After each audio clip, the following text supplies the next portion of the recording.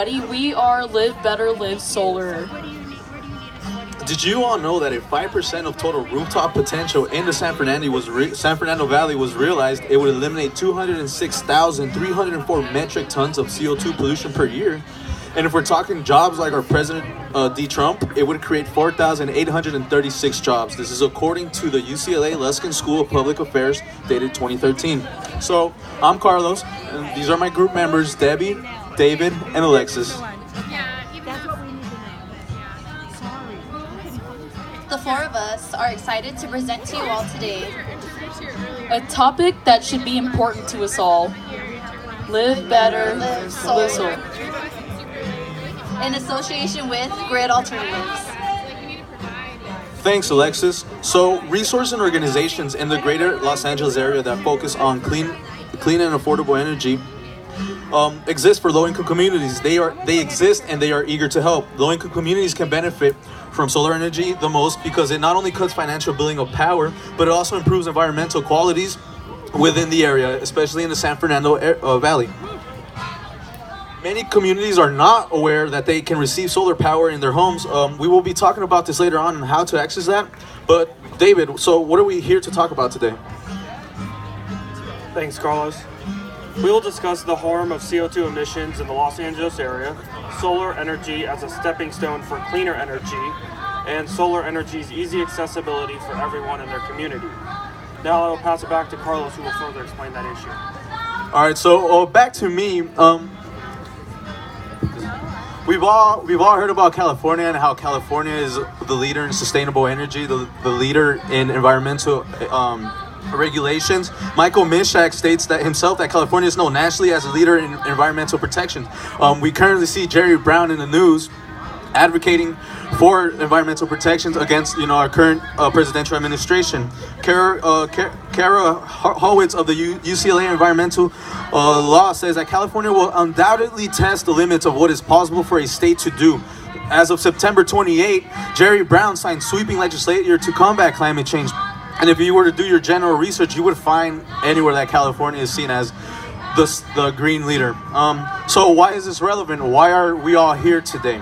Well, according to that same person, Michael Minshak from the Center of Public Integrity and author of Big Oil, Grip on California, in America's greenest state, the oil industry has spent $122 million in shaping regulation and legislation. This hits back home not only in California, but here in the San Fernando Valley. There is currently special interest within our state government, and thanks to the framework of capitalism, there are currently groups, lobbyists from the oil industry, eyeing environmental friendly economic incentives. You can pollute, but you got to pay a fine.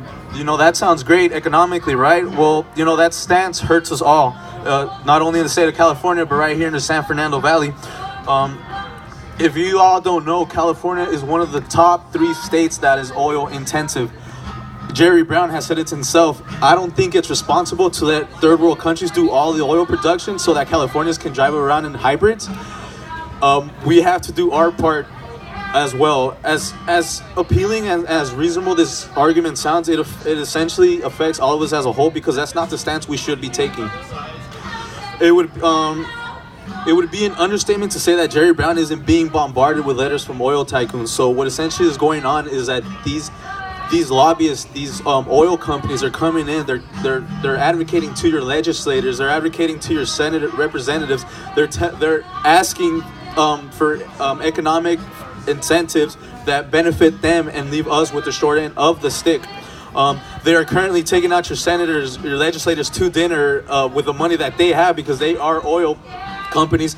They are taking them out to $300 golf trips in order for them to shape and regulate these legislations that, again, essentially leave us with the short end of the stick.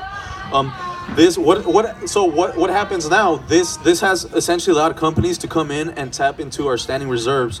Standing reserves meaning our trees, our environment, the water that we drink, and even worse, here in the San Fernando Valley, you have companies like Budweiser and Bud Light that are polluting as we speak right next to houses. So they influence legislators that so essentially they can have the better end of the deal. That essentially gives us the constituents the short end of the stick.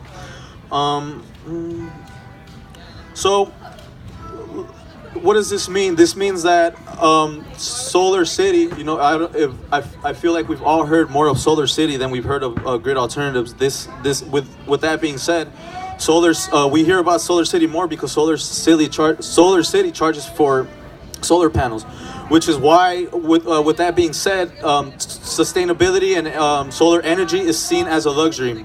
Why? Because the oil companies have done a good job in tapping into the consumer, this consumer group, which is us, and letting them know that the only way you can get solar energy is if you pay, which is essentially not true. I'll leave it with this: if you are in a family of 4 and earn less than $69,450, you qualify for free solar energy or solar panels. So now that I've talked about the inherency and what are the potential impacts that can happen if we don't solve what's going on right now, or essentially make a change to what's going on right now, I'm going to leave it to Debbie, and Debbie will talk about it more. Actually, I'm going to pass it on to Alexis, who's going to talk about it. Alexis. Thank you for starting us off, Carlos. Drawing from the information that Carlos just shared with us all, I am now going to talk about the scary but the potential and real health risks that these issues can result to. The trapping of CO2, greenhouse emissions in the atmosphere, also known as global warming, as we have all heard of, can trigger serious health issues to the people of Southern California, the greater Los Angeles area, and specifically speaking, the San Fernando Valley. According to a recent 2016 Los Angeles Times article, experts say the changing climate will not only bring new diseases, but warmer temperatures will also threaten our water supply, worsen the air that we breathe, our air quality, and contribute to cardiovascular diseases.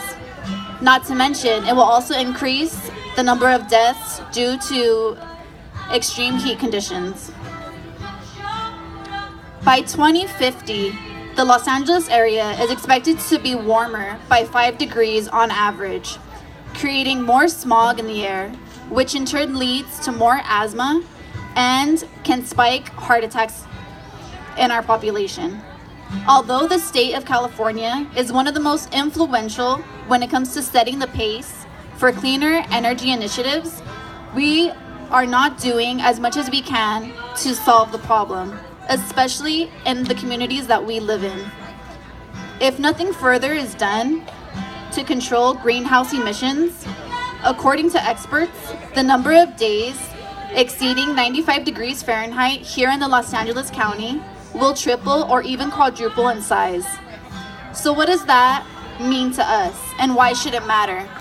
Not only do extreme heat conditions increase the number of health risks, like the ones I had mentioned previously, but it means that disadvantaged communities will be subject to harsher conditions during these hotter days of the year. And when I say disadvantaged, I am referring to neighborhoods and communities that are in close proximity to freeways, large companies, warehouse factories that are giving off CO2 greenhouse emissions almost 24/7. Lastly, according to the Los Angeles County Department of Public Health Director Elizabeth Rhodes, in highly urbanized areas, such as the neighborhoods we live in here in Los Angeles and in the San Fernando Valley, heat gets trapped in stronger and longer due to all the concrete and pavement from roads and buildings that we are surrounded by. Which means that residents in these areas, in most of the communities that we live in, will be the most vulnerable to the extreme heat conditions. This will be due to a lack of air ventilation, access to air conditioning, households that are in places with restrictions on moving to a cooler location, or even families that are unable to move out of the area. Now that Carlos and I have hopefully brought better clarity to the larger issues at hand, as well as personal health issues that these can result in, I will now turn to my team member, Debbie, who will be enlightening us on a possible solution that we all should be aware of.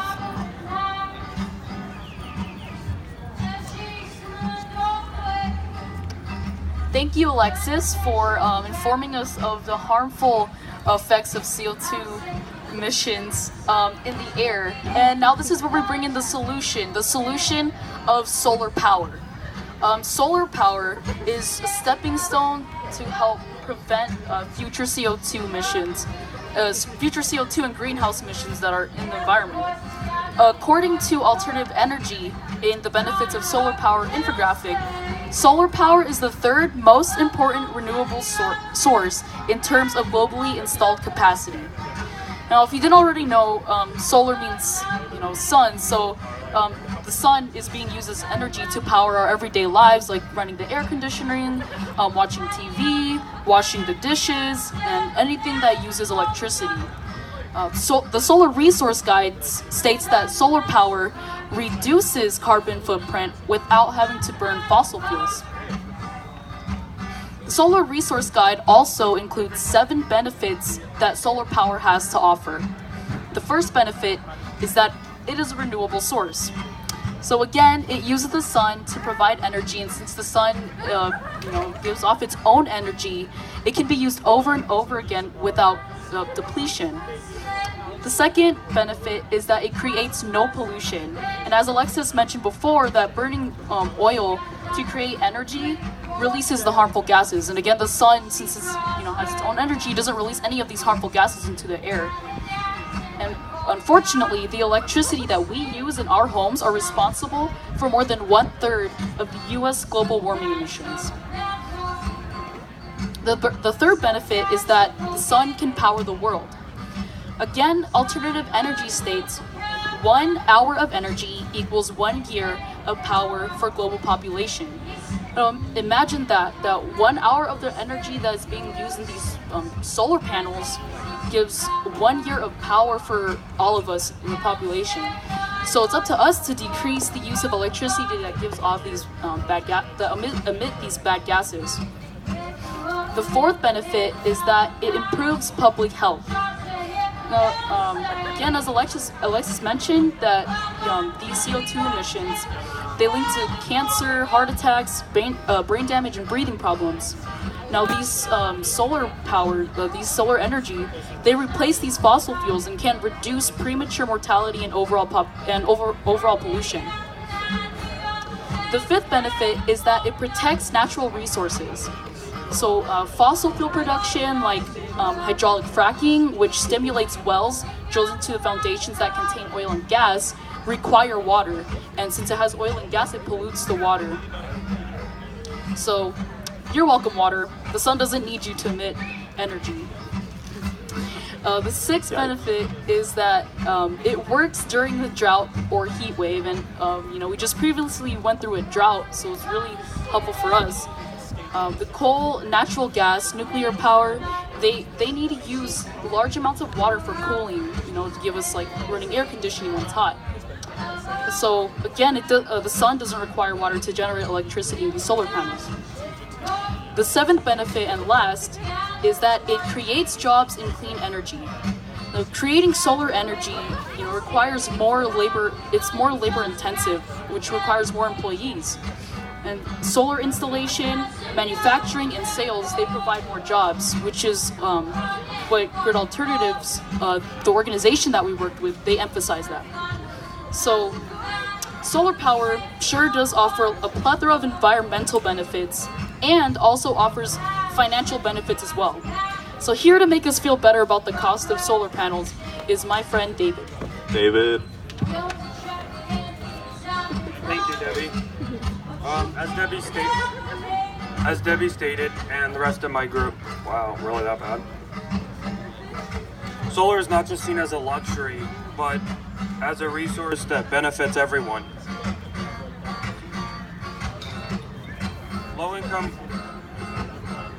Low-income residents have the potential to benefit immensely from solar energy. We are at a time in society where everything seems to be more expensive than ever. But according to an article titled New Analysis that shows potential for solar power in low-income communities published by the EPA, states that solar power is now more affordable in the United States than at any point in history, which makes it available for even the people that once thought that it was only for the upper class. Reductions in the cost of solar systems and innovative financing options and higher consumer demand have led to unprecedented levels of solar development over the last 5 years. Initially, the majority of solar installations were concentrated only in a handful of states that were located in the upper middle class neighborhoods. However, in 13 states in 2015 installed more than 100 megawatts of solar energy and over 2 gigawatts in the residential areas. To put that in perspective, 2 gigawatts is enough electricity to power over 2 million homes. And the numbers are only growing each year. With continued decreases in the cost of solar energy, emerging business models that make financing more available, solar is becoming more affordable to everyone in every state. In particular, community solar projects are gaining popularity as they allow almost half of the United States households that may not have had access to solar-ready roofs to take advantage of the sun's energy and to do it at a lower cost. This can make solar accessible to more low and moderate income communities. While we're talking about these solar projects, now would be a good time to introduce to you our partner, Grid Alternatives, who actually has a booth right over there. According to gridalternatives.org, Grid Alternatives was founded during the 2001 California energy crisis by Erica Mackey and Tim Sears. They were two engineering professionals who were implementing a large-scale renewable energy and energy-efficient projects for the private sector. Their vision was simple. Free, clean electricity from the sun should be available to everyone. With that mindset in mind, we decided to join Grid Alternatives and begin volunteering for their nonprofit organization. After having an orientation during our spring break, we volunteered to help them install solar panels in Azusa, California. Our group and I carpooled there and began to help a gentleman who wanted to have a more sustainable future. The best part of this organization is this organization doesn't cost the homeowner any money out of pocket. All of the solar panel equipment is donated by solar energy companies and purchased through government grants, all to those who need it most. You can take a sticker. So now that David has talked about what Grid Alternatives is all about, Alexis is here to talk to us about that a little bit more. So, like David was saying, we partnered up with Grid Alternatives, a nonprofit organization that is right over there. They have their own booth if you guys want to check it out. And we pretty much volunteered to install solar panels in someone's home. And our team carpooled, we met up, we were given a brief orientation on safety and on how we were going to install the solar panels, and going into it, it's a scary experience, for me at least, because you don't really know what you're getting yourself into, but it was much more easier than we all thought it was going to be initially, installing the solar panels, and it was definitely a learning experience. And Carlos is going to give us some more details about that. Yeah, so we woke up at 6:30 in the morning to get there at 8:30 in the morning, and it was pretty cool. We actually got there on day 2, so the first team that was with Grid was already done installing. Alexis, can you hold that up a bit? They were done installing some of these boxes and at the base of the house. So when we got there, our job was to install the solar panels, which was at first scary. Why? Because we were on top of the roof, but that scary experience turned out to be a really fun, enjoyable, and knowledgeable experience. Why? Because essentially installing solar panels, once you get the hang of it, it's not that hard. And you really don't need experience if you want to go volunteer for Grid Alternatives. They will teach you. Yeah, my essentially my favorite part was being up on the roof, because I was holstered to what are they called? We were holstered to the mids of the screws, and essentially if we fell, we would have gotten pulled back, which I thought was pretty cool. So I was running loose. But yeah, I mean, as you can see, we were actively involved with installing the solar panels, and the people there were very knowledgeable. At the end of the day, this was a 3 to 4 hour process, and the solar panels looked good.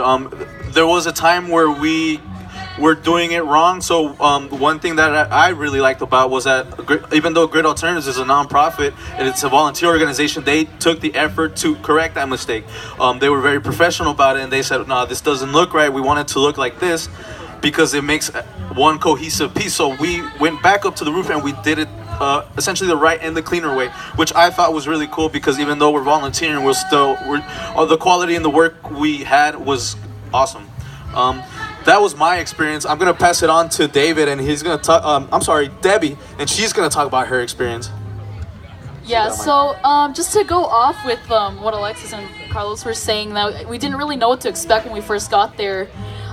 Personally, I was afraid to, I thought that the process of installing the solar panels on the roof itself was going to be labor intensive, but it actually wasn't. We actually just had to drill the mids to make sure that the modules were sticking together. And as Carlos said, that there was like a little defect as we were doing it, because the day before, the volunteers, they installed the railings on the roof. It was a little bit off. So again, I thought it was just really awesome that the people, that our supervisor, everybody that was working was like, no, we have to fix this, to make sure it's right, that the people who want sustainable energy can, have it right. And that was basically, I felt really good after doing it, and it was actually really easier than we thought it was going to be. And personally, I would do it again. We talked about it as a group and said that we would be down to do it again. It's really easy, and Grid Alternatives has the booth over there. If you're interested in more information about volunteering, all you have to do is just make sure you sign up online and attend the orientation, and from there you can volunteer. Right over there. Yep, right over there. That green banner. Shout out to Grid. And now I'll bring it back to Alexis, who's going to close us off. So now that we've told our story, our volunteering story, we're going to close things off by hopefully motivating you guys into getting involved and being more knowledgeable about installing solar panels, because this is where we come in. This is where it starts, and the reason why we are addressing you all today. It essentially comes down to us helping out non-profit organizations such as Grid Alternatives in order to help ourselves, our community, our future generations, and of course, our environment. The Grid organization, one of many resources that are willing to help out others in the greater Los Angeles area, need our help to get the job done. They need volunteers, and most importantly, they need our concern for the future. So let us become knowledgeable and aware and step out of the dark and into the light.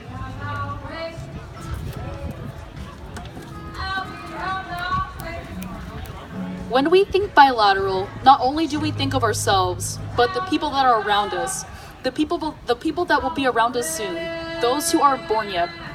We have to consider their future too, because what's currently going on in the status quo currently doesn't favor their future. We have to imagine a world where we can have a clear, viable, and sustainable future for our children. Because as of right now, it's looking really smoggy, and smog kills, literally. Thanks, Debbie. Imagine if you knew the cure to a disease. Would you want to tell everyone about it so they could help stop the epidemic, or would you keep what you know and let the problem get worse? Are you willing to make the change? Spreading the word is an important step that we all should take so that future generations have a more sustainable future. As a team, we did it. We took the call of action. But imagine if we had a bigger team and that team ultimately got bigger. We took the call. The ultimate question is, will you take it? Thank you. Yay!